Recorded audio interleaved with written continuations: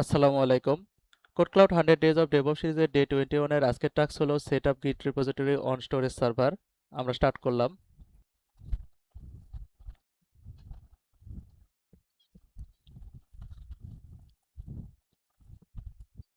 আজকের টাস্কে আমাদের স্টোরেজ সার্ভারে ইএম ব্যবহার করে গিট ইনস্টল করতে হবে এবং অফ ডিরেক্টরির ভিতরে ক্লাস্টার ডট গিট নামে একটি বার গিট রিপোজিটরি তৈরি করতে হবে।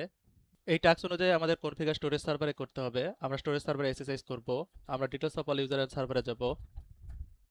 স্টোরেজ সার্ভারের পাসওয়ার্ড কপি করব।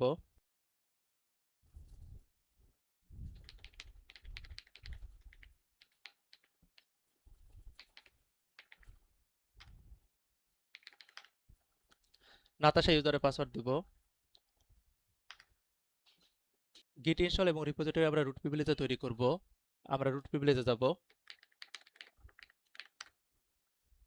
আমাদেরকে ইয়াম ব্যবহার করে গিট ইনস্টল করতে বলা হয়েছে।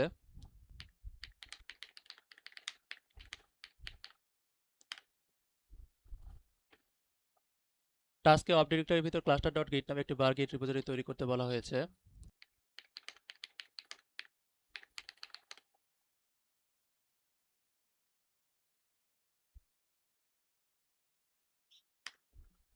রিপোজিটরি তৈরি হয়েছে। রিপোজিটরি সফলভাবে তৈরি হয়েছে কিনা আমরা ভেরিফাই করব।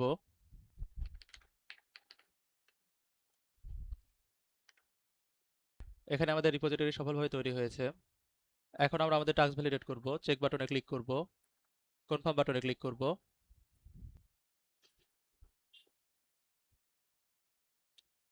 আমাদের টাস্ক ডান।